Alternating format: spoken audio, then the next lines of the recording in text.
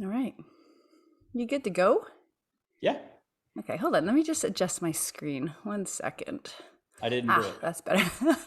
There we go. I want us side by side instead of the way I had it formed out.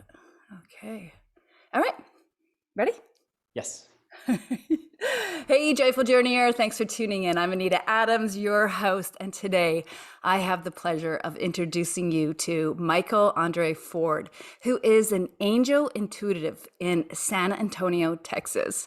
Michael has a unique ability to pull back the veil to help people meet, hear, and see angels, spirit guides, and other well known compassionate figures. He connects you to yourself and the universe without barrier and is able to move energy so you transition out of thinking and into your heart where all is possible. He understands that it is in your heart where you hear, feel, and see the beautiful beings that are here to support you on your present journey.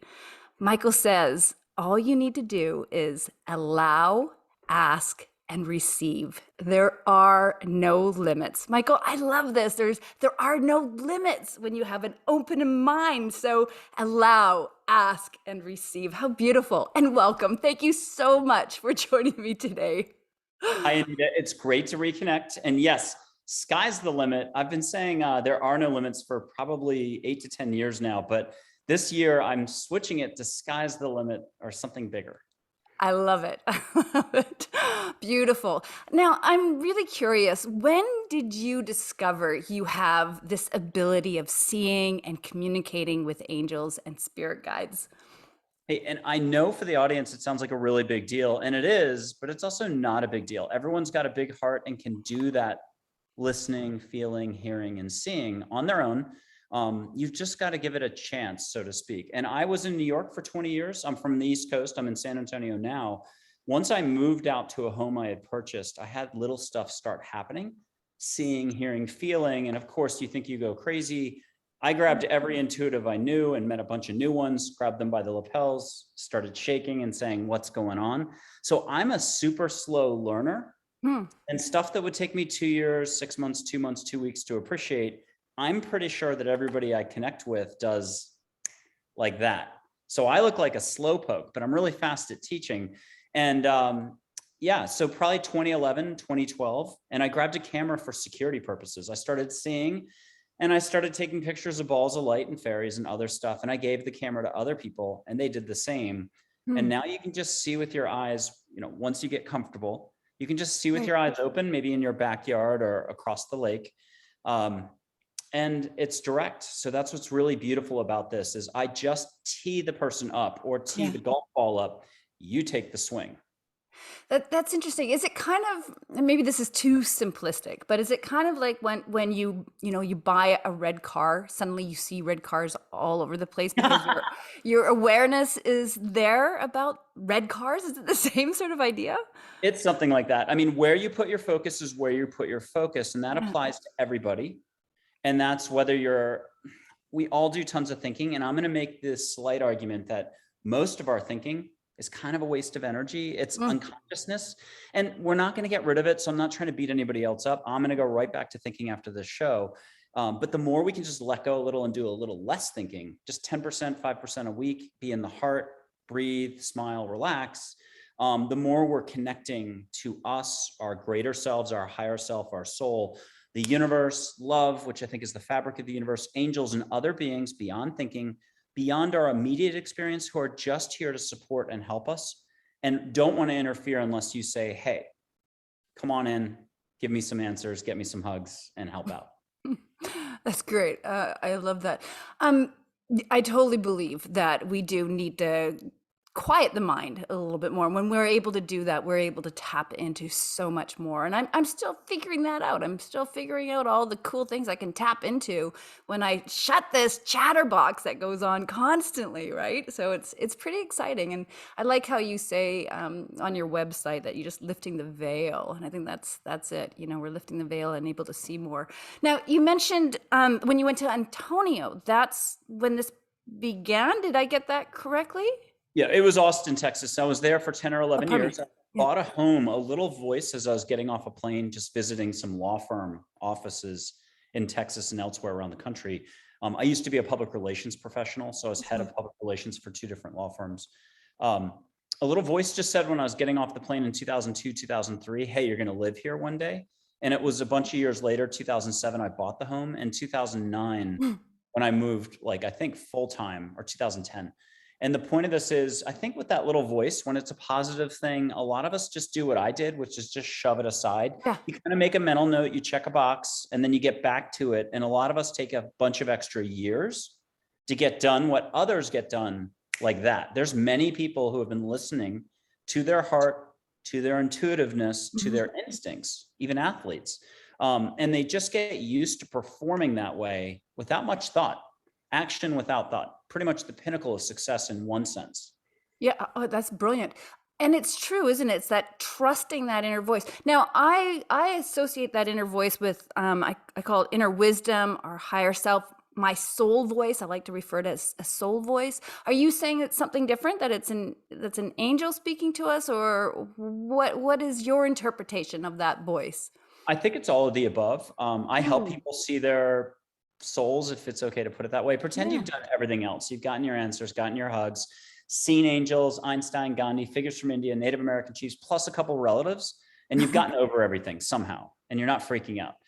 Then you can just look out your window, blue sky, or at nighttime, and see what I would describe as like an aurora borealis, if I said that right. Your soul, you can see. It's just beautiful colors. You kind of connect, and yes, you're always tuning into that when you'll allow for it, when you're not doing too much heavy thinking. But I would argue that, how do you think your guides, family members, your angels, all your cheerleading squad members Love reach? that. Yeah, if you're an amateur golf player in the middle of a tournament and you're having a ball, rare time, you're not really working too hard, you're on a roll, you really want to knock that ball an extra 50 yards down on your drive, and your own voice comes in and says, yeah, jam it or knock it, whatever you say when you play golf. Mhm. Well, if it was an angel's voice coming in, you'd probably shank the ball. So I am going to make the argument that, yeah, your guides, your mom, whoever it is that's coming in to influence you, that once a year moment or twice a year moment, Mhm. they're not going to use their own voice, because you would totally flip out and stop and go, wait, whoa, Interesting. who was Yeah. that? Yeah. I had somebody do that. They used a Middle Eastern term that means loved one in the middle of my run. And it was so startling, the accent and Middle Eastern thing, that I actually stopped running to say, whoa, I just got a beautiful, like, keep going, hobby, keep going, but with this Lawrence of Arabia flair to it. It was so, whoa, it came in so strong. And I normally get support when I'm running. I'm a runner for 40 years, that I don't stop. I'm like, oh, okay. When you start to flag on a run or sag a little bit energy wise, maybe you have a big hill. We have a lot of hills in North San Antonio, 12% inclines. And so stuff can happen and you can get some support, but half of it is you beating up on yourself. So that's the other half, the side of us that's unconscious, wants to control, Mhm. resist, react, fear, reject, worry, stress. I mean, it's just welcome to being human. Right. So that's the, the inner critic, or that nasty DJ that's spinning those records that we don't want to, that we tend to listen to more than the inner wisdom or the spirit guides that may be coming to us. Yeah, if you can take a breath, smile, relax, do some yoga, run your hands underwater, go exercise, just lay your eyes on a tree, hug a tree. There's a million ways into your own heart. And it's Yeah. what you talked about, pulling back the veil. It's maybe a 25-centimeter difference from here to here. But for some of us, it's a lifetime, or it's two Yeah. careers later before we realize we're trying way too hard up here in a structured world that isn't quite how it necessarily really is. And that when you start to follow your heart, a lot of the obstacles we were perceiving before fall away. So there's always greater perspective, but Yeah. everyone's good where they are right now. And believe it or not, I mean, I know that's hard to say if someone has a really tough my problem is situation.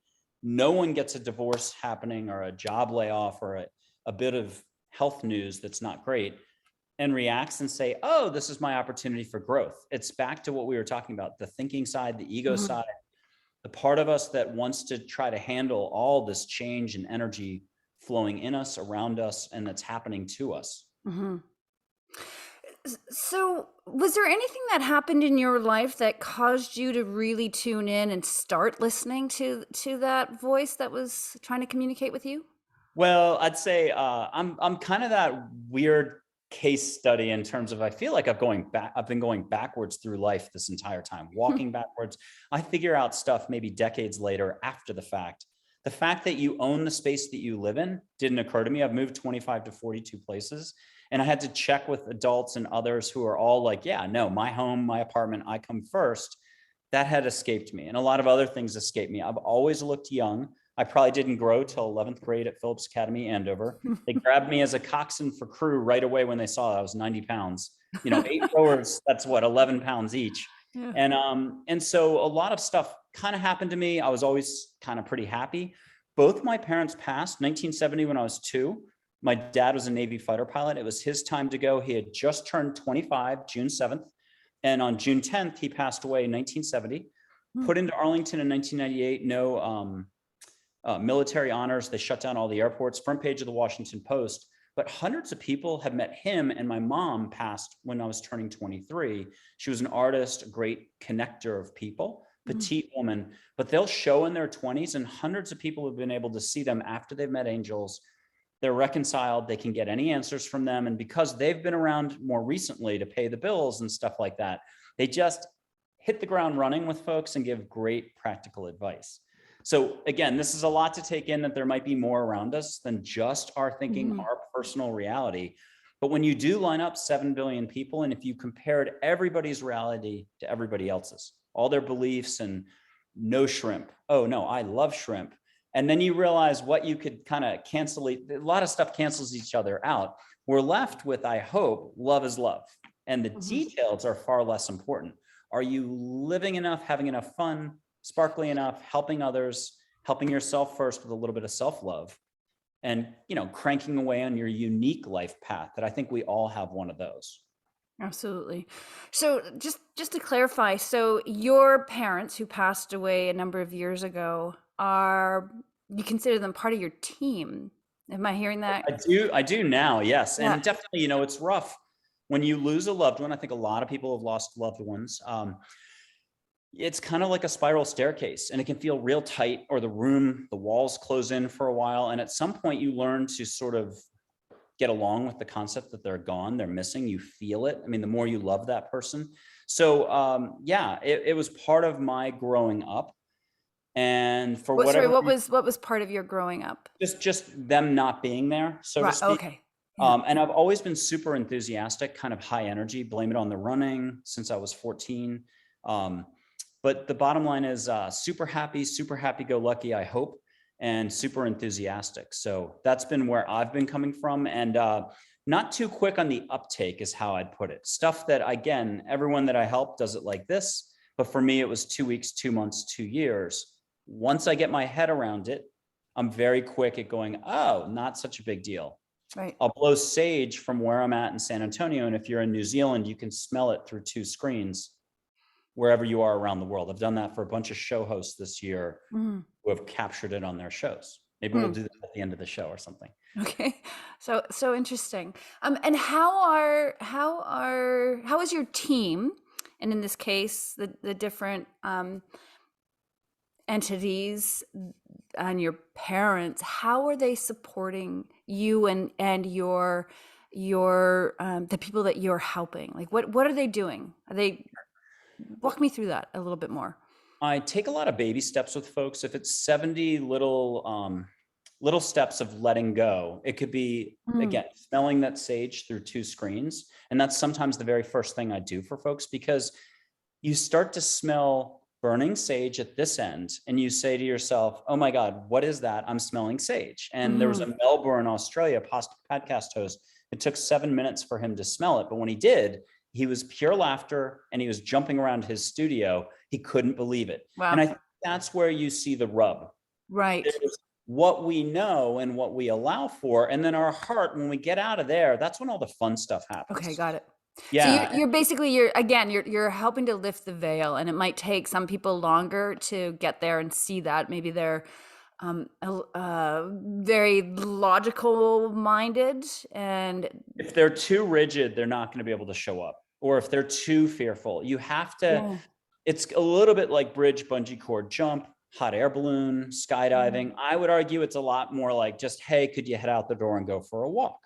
I think Mhm. it's much more simplistic, but it can feel like you're jumping off, you're doing cliff jumping in Acapulco. Yeah, It's going sure. to seem And like a really big idea. sure, and I imagine there's a lot of skepticism around this as well, and people. Except there are photos of angels, fairies, Plato. It's a direct experience. And once, let's say, two twin sisters who are really relaxed and getting along, once they've each done it individually, they can joint hear, feel, and see Geronimo, Audrey Hepburn, Mary, Jesus, five angels, and maybe Wow. their Yeah, parents if yeah, they're passed yeah. over. Yeah. So it's a very direct experience. Interesting. It's really cool. When did you decide you were going to bring this gift to the world and help other people connect with their spirit guides and angels? Pretty much right away, back in like 2010-ish, 11. When you Um, tapped into this skill, this awareness? yeah, it keeps unfolding and getting bigger and bigger. I mean, it started with three Native American chiefs, Dull Knife, Red Shirt, Geronimo, Mhm. and Plato and a few others. Plato the philosopher, no hugs for him. They're sweaty. A fist bump, tap on the shoulder. That works fine. But again, when my dad died in 1970, there was a woman, this is Virginia Beach, Virginia. Everybody's either FBI, Navy, government, low paying jobs. But so a military sedan rolls away, and my poor mom, who's probably 24, is crushed. She's just gotten the news my dad's died. Mm. A woman walked three pictures of these Native American chiefs over to my mom and gave them to her. They've been over my bed as a kid, young adult, Mhm. and then in my office as an adult for a long time. And it's three Native American chiefs, Dull Knife, Red Shirt, Geronimo, unconditional love figures. That's what sort of started this off. Flash forward to around 2011, 2012, I'm having a dinner party. I tried to play traditional psychic where you have to listen to me for your answers, and this is the opposite. Now I try not to tell anybody anything. You have a perfectly good heart, perfectly good abilities. It's basic listening, basic feeling, basic seeing. But I'm having a dinner party and I have nothing left to give. I've got no energy. I haven't learned to set up boundaries. I've stretched myself too thin. I'm still having the party, but I know this one guest is going to ask me a question, and that little voice, just like it had said I'd be moving to Austin one day, came in out of nowhere, sounded like me. And for some reason, I didn't scream and run out of the house. It just said, hey, when she asks the question, punt, don't help her, send her to one of the four bedrooms upstairs, have her talk to the three chiefs on the wall. And so, sure enough, I had cat like reflexes when she asked me at the dinner Mm. table, hey, she knew I could maybe listen for her and kind of do the 1920s thing. Cheating, if you ask me nowadays. Everyone Mm. should do their own listening. I just said, hey, head up, ask those three chiefs, get your answers. No one had ever done this yet. I hadn't taken photos of angels, none of that. She's gone for 45 minutes. Something's happened. She comes back down the stairs, a smile, sparkle in the eye. She goes, those guys were great. I got all my answers. Thanks. And I was like, oh my God, those guys have been over my bed my whole life. And hello, where have I been? Now, to make you laugh a little more, there's a lot of like more mature adults. I'll call them the Woodstock crowd. They just know how to roll with all this. Mm. I still was freaking out 6 months later. I didn't think they were the real Dull Knife, Red Shirt, Geronimo. Now, how I didn't know they were the real ones, I don't know. I don't know what I was thinking, but I'm an idiot about this stuff. So that's why I laugh. I'm really fast at helping a person unlock and tap their pre-existing intuitive skills, whether it's athletic or business. A great business person isn't giving themselves credit for how they maneuver. They just have an amazing heart. So she came down, says, hey, I talked to these chiefs. And then that's when everything started to kind of go down the rabbit hole. Plato Mm. was next, the philosopher. I skipped half my Plato reading at Middlebury College. Don't tell anybody. Mm. And he's great for Plato's cave. I think that's the best metaphor of all. Now, why do you suppose Plato is appearing to you? I mean, look, there's a lot of people have past lives, stuff like that. If you were to talk to him directly and ask him if I was a great student, I think the concurring opinion here is I was sort of a back row non-listener, even back in the day. Let's say you have a past life and it's in Greece. I'm a little slow in the uptake. That's okay, but I'm super strong at what I do. Again, there was the sage thing we mentioned, blowing sage to help a person just take a baby step. I help people see auras or energy, the force from Star Wars. You just Mm. see colored light, consciousness. If you like Joseph Campbell, Power of Myth, Bill Moyers, you just see consciousness flowing on your hands, your dog, between, again, those two twin sisters. They could see the light flowing between them. That's sort of the next step I take. I've helped 3,500 people that way.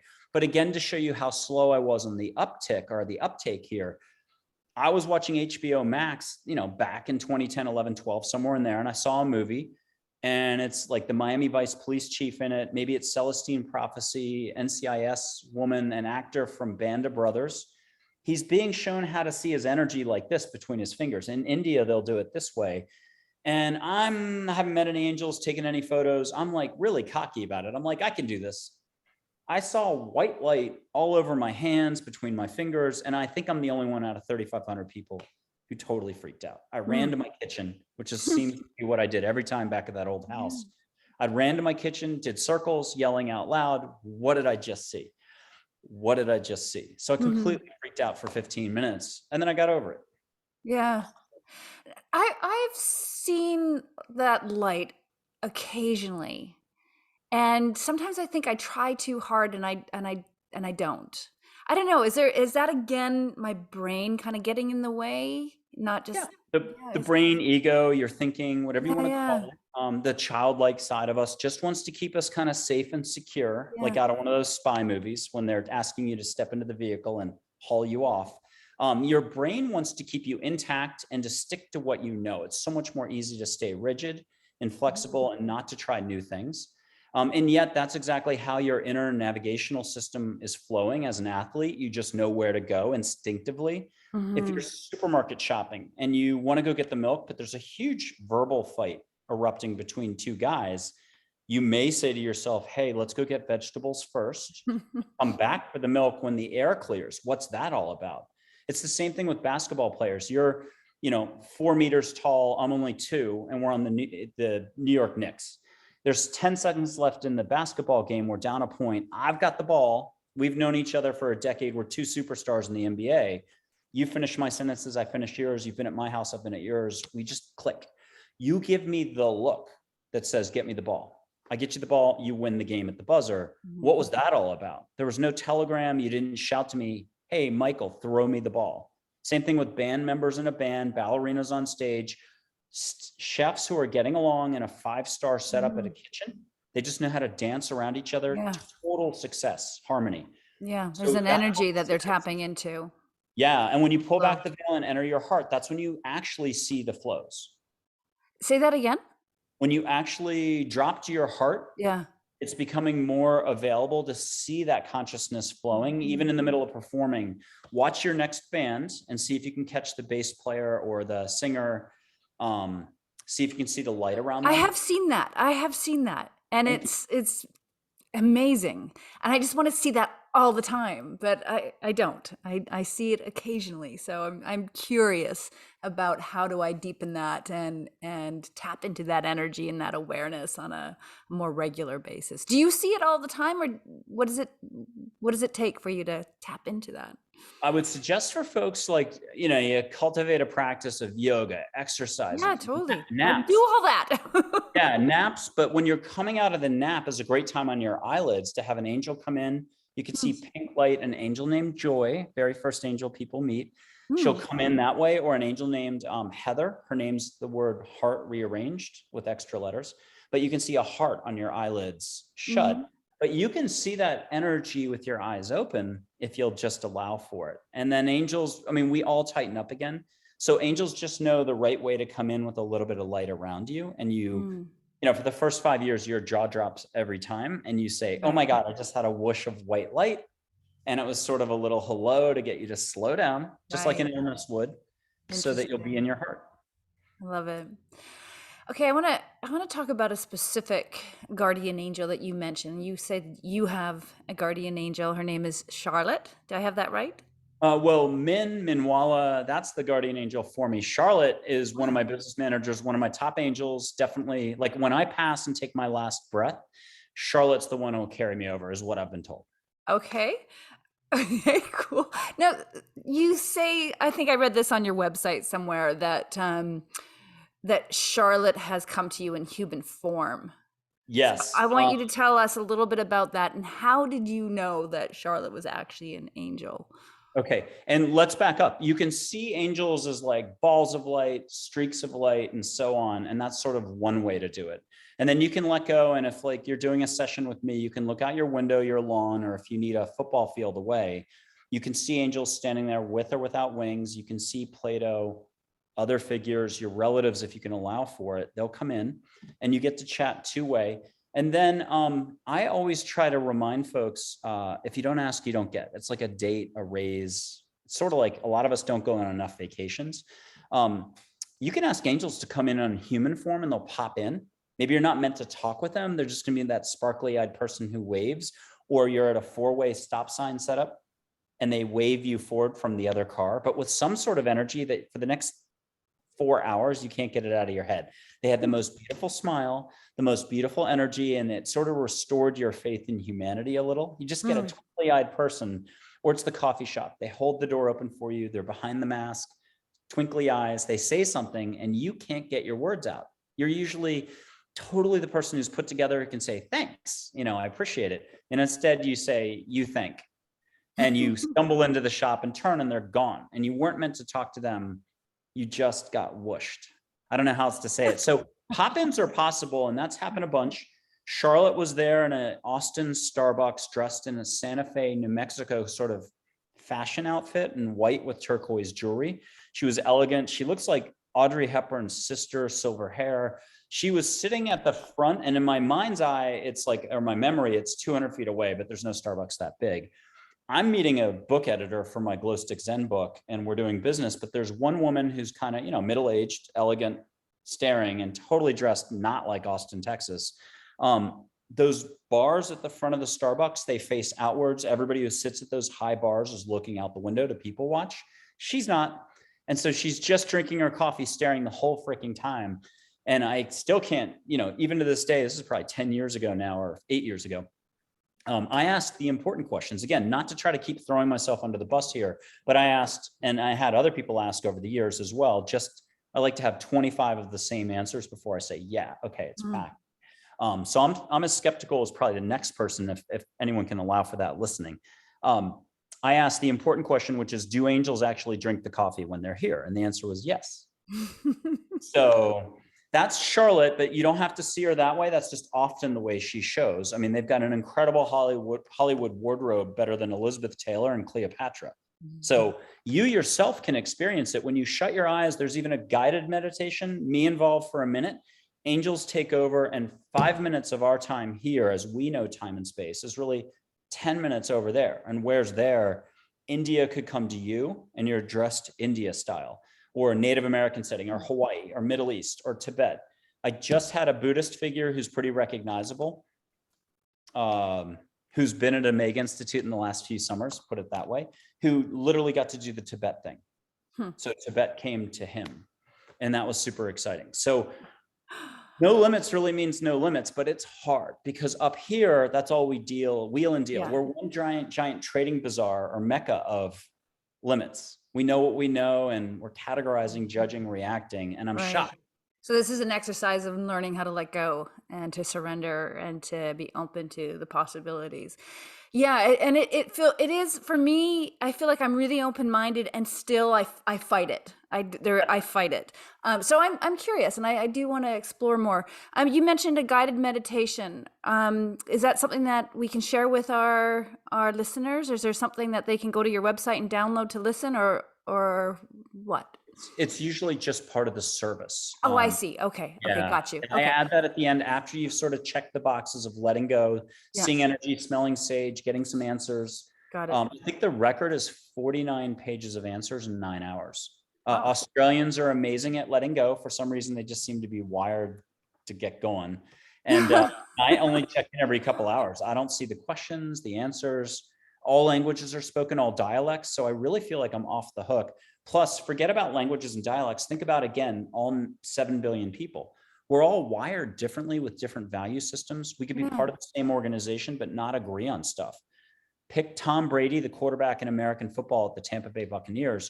If I took 100 fans of that sports team, I don't think they could agree on the running back situation or the quarterback situation was a good idea that Tom Brady came back. Do they want to meet Tom Brady? I mean, that's almost a better example. If I turn to somebody, an angel group, do they really want to meet angels? Not everybody wants to get down on the field and shake Tom Brady's hand, literally, because this is such a big concept for the brain and our modern society today. There's a lot of people who are in their vehicles going 100 miles an hour back to their home. They don't want to meet Tom Brady. They don't want to meet Plato, a Native American chief. And they could have been all about that, on the side for their life and stuff like that. Of course. Okay. On your website, you say that you believe the greatest form of human compassion is to empower people to listen for their own answers to their life questions. Can you elaborate a little bit more on that? Sure. How is this a greatest form of human compassion? I think everyone's been given an incredible skill set, whether they want to recognize it in the next 30 years, they want to recognize it now, or they want to barely figure it out on their last breath. You've been given everything. You have an incredible hand you've been dealt. Now, our thinking's going to look at the hand, the poker hand, and say, oh my God, I've only got a 2, a 3, a 5, a jack, and 1 king. It doesn't make a great poker hand. This sucks. And that's normal. Like, congratulations, welcome to being human. And there's going to be ebbs and flows and situations, and my problem is. But it's the ones that can allow for life to kind of kick it into gear for them, and for them to let go and to trust their heart and a greater awareness versus the choppy waters of thinking and judging, reacting, fear, stress, and worry. You're going to go nowhere with that. That's back to what you talked about, spinning. So you're going to be spinning. So everyone's dealt an actually fantastic hand. And I think some people sign up for even greater obstacles. I lost both my parents. I'm going to argue that every card in the hand is an ace, and it's okay to have 5 or 7 aces, however many cards you've been dealt. Turn everything into a positive, because positivity itself is abundance. So look, this is something that's open to all. Anyone can do listening. You've got free will. If you want to listen to the universe, do it. You're going to hear a response. The first few seconds is going to sound like your own voice. Who do you think's been helping you out? Your higher self, as you would say, your soul, angels, guides, light beings, your relatives, even your pet can kick it into gear, and you can see your passed over loved one. They don't leave you. You'll figure it out when you take that last breath, and hopefully, you're getting reunited with everybody. So your goal is to help people figure that out before their last breath. yeah, and I think telling anybody anything defeats the purpose. Now, that's the traditional model for all the healers, practitioners, leaders, business self-help people, you name it, is, hey, let's go set up an ashram, come in, sell as many courses, seminars, and everything else. And I think everyone who's been doing all of this, the whole wellness, the whole holistic, the whole spiritual, religious, philosophical landscapes in business self-help, I think it's fantastic. They brought us to a certain point. There's the whole concept of awareness. And yet there's something more available now where people can tune in directly. I don't want to say ditch the gurus, keep going to your gurus, go to Machu Picchu, buy all your books, do all your seminars, keep doing everything else. But when you're ready, it's totally available to you. Why wouldn't you want to meet angels who are beyond human thinking, beyond human limits, who are just pure unconditional love, who don't want to interfere? And then ask for anything you want. You just have to know how to operate one of these, a pen, and how to be in your heart long enough to get the ink out. Ask for a hug, feel a hug. The very first one's going to be a goosebump. The second you let go and those hugs get bigger, you can start to have a lot of your stress lifted off of you, even get a little bit of rewiring or feng shui. If you're a house, your energy, you can get adjusted a little. And angels can alter your path. So this is where it gets interesting. You have an amazing, unique life path. But if you're like, hey, help me expand my foundation so I can handle more. I think compassion, unconditional love, gentleness, kindness are kind of the key terms I would talk about.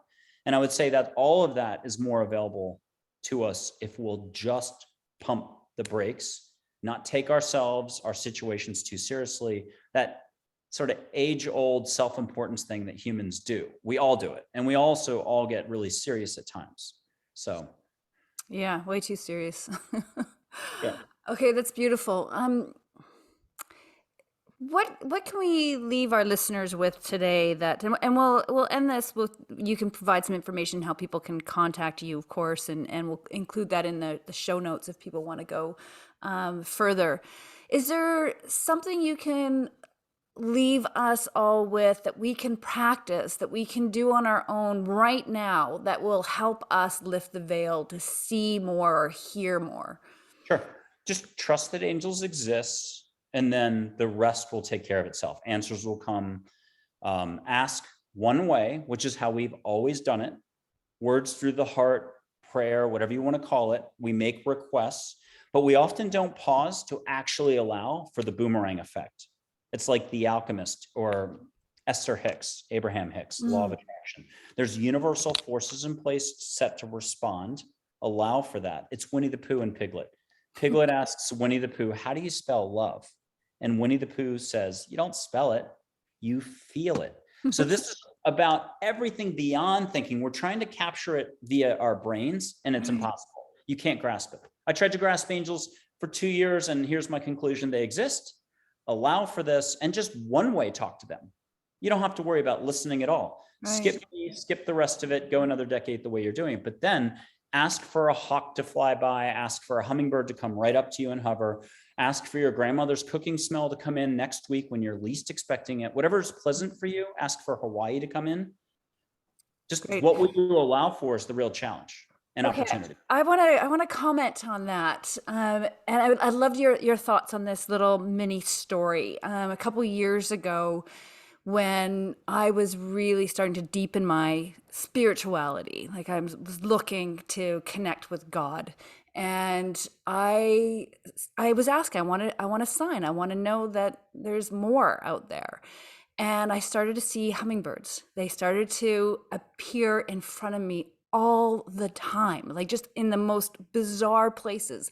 I was on a kayaking trip and we pulled up on these just rocks. There's no trees anywhere. We just pulled out onto these rocks and sat on these rocks to eat lunch. And this hummingbird came and hovered like a foot away from my face. And I'm like, hello, God. But I thought, okay, that's just maybe random. And then the very next day when we're back in town, I'm sitting at my desk and a hummingbird came right in front of my window and just hovered in front of my window. And I'm like, oh, that's interesting. And it happened a third time, 3 days in a row. And I started to think, okay, maybe this is God showing him herself to me in the smallest being. And then it just kept happening continuously in all sorts of places. Riding my bicycle down a hill, my husband behind me, he's like, did you see that hummingbird following you? I'm like, wow, that's so cool. Now, here's the thing. I totally believe that was God, the universe presenting and reminding me that God is with me. I'm not seeing hummingbirds like I was before. Very rarely do I see them now. And my interpretation of that is that I don't need the proof, that I believe I have this heart that understands, that knows that God is with me. And I don't constantly need to have that that reminder. And I want it. I mean, I do. I love the joy I feel when I see these little creatures. But I also get that maybe it's not necessary all the time anymore for me, because I've got this real strong belief that God is in my life. So just any thoughts about that little story? Sure. Or your interpretation? Just random snippets here. People can do God, so to speak, in terms of I describe it as all voices at once. You got to own the angel part, maybe meet a relative, kind of get over the whole novelty of this. And then you can hear, and it's direct and it's personal. And you got to be like, Olympic level, just getting stuff done. I had a person in my backyard 2 houses ago in Austin have a hummingbird come straight up. There's different folks who get different types of birds, eagles, if it's Vancouver, feathers these days, even energy feathers spinning down. I was doing an event in March and a woman in Tacoma had an energy feather brought by an angel straight in front of her. And I've had that happen too. I've actually caught the feather in my hand. Yeah. So it's what will you allow for? And you're right about, whatever you say, you're going to be right about in one sense. And so let's flip the pancake here. It's not about being right or wrong, and it's not about gaining or losing anything or judging where it is in your life path, more hummingbirds, less hummingbirds. And Angel said once about all of that, move past seeing the negative. just spin the wheel and tell angels, hey, make it nice for me. And I could use a few more pass-bys of whatever it's going to be. And just say, sock it to me. I could use more love, more sparkliness, more Disney, classic Disney, and bring it to me. Light energy form, a hummingbird made out of energy that when I go to touch it, it just whoop, and I get fireworks. Why not? To an actual hummingbird. What will you allow for? So look, this stretches the structured side of us, the part of us, the societal side, what we know, how we grew up. But I think there's tons of folks out there who are actually ready to roll. They're like Navy SEALs on this stuff, way more credentialed than myself. It's just, this is so direct. That's what's amazing about it. You just get to interact directly, kind of kick myself out of the way. I'm connected energetically. I get sleepy afterwards and I got to recover, but I help the person openness themselves. The doorway, the doorless door or the gateless gate, if we do the Joshu Zen thing, the entry point to the universe, if we're quoting Seth from the 1970s, people can meet Seth and talk to him. The entry point to everything that's sparkly, that's love, that's all the amazing moments in your life, and the bigger you, whether we're talking the bigger you that way or the bigger you in terms of your life path ahead, your growth, it's all through the heart. And we could be talking being even better at business or an athletics person. All of it has to do with getting out of the routine, the spinning, and what we know, and the concrete thinking. So you're guiding people out of the head and into the heart. That's kind of in a nutshell. That's what you do. Yes, So that they can have the allowing, so they can see and hear and be receptive. If it's Star Wars, they're kind of becoming the Jedi they already were. They just had to discover the robes, the lightsaber, their abilities to just let go and listen, basic listening. If it's the India metaphor, it's an awakening, whatever you want to call it. Again, it's all the different cultural, philosophical, religious, it's where it all intersects. Consciousness meets mindfulness, meets letting go, meets less thinking. You're going to go right back to thinking. So the word surrender keeps popping up for lots of folks in the last couple months. The only thing you're surrendering for a little bit is your thinking and your structure and that seatbelt that you naturally wear. Take it off for a little bit, get out of the car and walk around. Actually enjoy life for a moment. It's so much bigger than we'll ever grasp. And so that's why there's unlimited growth, unlimited ability to expand your awareness. And even if a person has a lot of amazing experiences for 1 year straight, hummingbird every day, we can tend to rest our hat on that and think nothing else beyond it. Like we can end up getting stagnant from the same thing or rest on our laurels. And I guess what I'm saying is buy the twister set, toss the board game out, keep the spinning wheel, and write in some fun activities. Like I'm randomly going to go get a cup of coffee and I don't drink coffee or tea. I'm going to go to Baja, California, Mexico, wherever. I'm going to learn how to surf. Mix things up and celebrate life a little more. Start living life's not a routine, live it. I'm quoting an angel who said that. So that's beautiful. That's actually a great quote to end the formal interview and discussion. I really enjoyed this. It's just fun. It's fun exploring things and challenging ourselves to think outside the box a little. And it, like I said at the beginning, there's been moments where I've had deep skepticism, and then there's times where I'm a lot more open and receptive to these ideas. And I think that I'm inching further and further, expanding. I guess I'm expanding, and that's the goal, isn't it? We want to expand ourselves so we can see and receive and allow for new possibilities that we can't even comprehend right now. Michael, I want you to take a moment and just share a little bit more about how people could connect with you, maybe even outline really briefly what they can expect if they were to work with you. Is it a one-time thing or is it multi-sessions? Like, give us the rundown so people can get a better sense of what you do and how you do it. One time works and is usually plenty for folks because you've opened up and all your senses are operating in a broader sense. You're listening, feeling, seeing, and so on, smelling. And it's the Zen thing. You're hearing without hearing, you're seeing without seeing, you're in your heart connected to the universe without all the extraneous stuff, the thinking, the blocks, the obstacles. But what about this? What about that? You're just getting everything direct. And you're really, if you want to say it a different way, you're dropping from your head to your heart to let angels do their job. That's it. Pretend you're the angel. How would you tiptoe in and try to help a single human being when we're so fraught with better not this, I know this, oh my God, structure over here, concrete over here. We're only like 5% of our week at most. Happiness, joy, cha-cha-cha in the supermarket for no reason at all. And everyone looks at you and you wave hi and wish everybody well. It's rare we're waving to strangers these days. So this is just about that je ne sais quoi, that sparkle, that a little bit of extra, pizzazz, spark in your life. My website's got it all, www.michael, M-I-C-H-A-E-L, André like the champagne, Ford like the trucker car, michaelandreford.com. I'm going to be at Omega Institute this summer, end of July, 29th, 30th, 31st, 3 days. People can come and meet angels. If you're the type that's like, only if I went to a boot camp, then that's for you. Like, book the flight, head over to Rhinebeck, New York. It's been around for 45 years, that campus, founded by Elizabeth Lesser, that Super Soul Sunday author who did Broken Open. Lots of famous folks have come through. Thich Nhat Hanh, when he was alive, you can meet him now. Ram Dass. I think this summer it's Elizabeth Gilbert. Remember Eat, Pray, Love, Brene Brown, ABC's Dan Harris, who did the 10% Happier thing.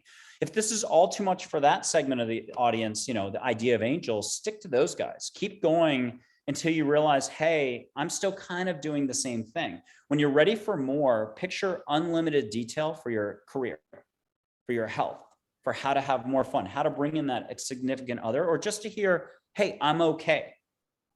Or how to expand if you want to go the spiritual route. India, Native American, meet Native American chiefs, white buffalo calf woman, have India come to you. Sai Baba, Sri Kaleshwar, Vishnu, Krishna, Ganesh. So there's a lot of really cool flavors here. Hawaiian spirituality as well. Kapuna Auntie Margaret. Someone who studied under her when she was alive, got to meet her this way. Same thing with Chogyam Trungpa. Two of his students from the 70s got to meet him that way. A woman in Sweden who's really Canadian, but 30 years in Sweden. She had adopted 2 kids from Mother Teresa and got reunited. So this is a lot to allow for, but it's luckily just taking care of itself. I tell you dad jokes. I help you drop from here to here. I help you slow down and realize half the things you're already doing through your day when you're not doing thinking, but you might not count vacuuming, doing the dishes, flipping a light switch, brushing your teeth, and falling asleep at night as anything too important. And I'm going to try to make that Thich Nhat Hanh thing that he talks about in pieces every step. When you do the dishes, that it could be the most mindful moment ever if you'll let go. That's all this is that not all moments are going to be the same. You're still going to have to go to the dentist for root canal. But if you just let go and not take things so seriously, we have this invisible filter up here that just politicizes stuff, or ideology, or climate change, and it gets us worried and it generates fear. And we don't realize that our thinking and our judging and our reacting is actually a touch of negativity. We're responsible for our actions, and where we put our focus, we're flowing that energy. If you could only see when it is, we'll make it up, red is negativity. If you could only see when you're a little bit of pink, except pink is joy. So let's pick something different. If you could only understand when you're flowing a little bit of negativity and pull it back instead of committing yourself to wasting energy like that. It's a total waste. And that's the awareness piece, really. It's tuning in, being aware of where your thoughts are taking you. And then you can step back and let that go and allow for the positivity to flow in. And that's where the critical other thing is, allowing for everybody right now on the earth to be exactly where they're at. I think Mr. Hicks talks about the contrast here. And, we might think that we have to fix things or fix others or tell others how it is. And that's where I'm the opposite. Yes, I'm on a show. I've got to talk and I've got to say, hey, great, meeting angels is a fantastic idea. But everyone's okay where they are and they're doing the best they can. Let's do Don Miguel Ruiz. They don't know, or they should be doing the best they can. But they're doing the best they can in another sense based on their unconscious consciousness level. And each moment they're just flowing their energy. And I have never met a person yet who's flowing their energy negatively, positively, who's like, yeah, I'm going to fake myself out and spend my energy in the wrong way here. No one, we're all doing what we think we should be doing in every given moment. But that's why this is beyond thinking. Right. Awesome. That was really enjoyable discussion, as was the first time you and I got on a call. Really, Michael is showing a feather for those who can't see, and lighting some sage. Okay, so walk us through what we're doing here. Juniper Ridge, the California company, they make really consistent sage sticks. I'm not sponsored, but I'd love to be. I'm lighting sage. It's in a Crate and Barrel $2 tea light to protect my rainbow shell here, whatever it's called, abalone. Yeah. And I've got one of those red-tailed hawk feathers I found on a trail from a Native American chief. And I'm now wafting some sage from San Antonio, Texas through 2 computer screens to Anita. And she's going to open her mouth 1 millimeter to breathe a little more. She may catch it on her mouth. She may smell the sage with her heart. She's just going to say when she gets it. But I'm going to tell a dad joke for everybody. Should I close my eyes? Should I close my eyes? Close your eyes. Okay. Santa's reindeer, Blitzen dancer, just those two. Why do they drink so much coffee? Because they're Santa's Starbucks. And I'm waving smoke wave after smoke wave from San Antonio through the screen to her. And she's allowing, being in her heart. I'll tell one more dad joke. I told this before the pandemic. Where in a hospital is the worst place to play hide and seek? Where? In the ICU. If you can laugh, you can let go, which also means you can just do the smelling. I just got it. I just got it. So this is the Zen thing of smelling without smelling. You're in your heart connecting to the universe and you're letting angels, the universe. I'm getting chills everywhere. But it's Joe Shu had a saying, that's an old Zen philosopher from whenever, 800 AD, 800 BC, I don't know. He said, well, a student said to the master, what happens when the blind turtle finds the plank? And the master says, it's no accident. And we're back to your hummingbird thing. It's not an accident. Nothing's an accident. In fact, when you look back in life, it always makes sense. So can you just allow for a few more what we'll call accidents, miracles, the other side and everything else that's love, the fabric of the universe, to do their jobs and punch through your thickness? And a lot of us have concrete bunkers where we rest our energy. Can you allow for some bunker busting love bombs to come in and help open you up just a little bit, a little more sparkle, a little more love, a little more, oh my God, when I go to run my 5 miles, it's not drudgery. It's not, I can barely lift my legs. Instead, you're like a gazelle. You feel like you're 14 again. You lighten up. That's what I would say is lightening up is probably like, who cares about any of these details? Do the steps you can do. Go, pick the monk who, wrote that book and follow his stuff. Do Elizabeth Gilbert, do whatever you can do something. Get out of what you know long enough to have a little more fun. Awesome. Beautiful. Michael, thank you so much. All right. Thanks, everybody. Thank you, Joyful Journeyer. We appreciate you tuning in and have an awesome day, and we'll catch you next time.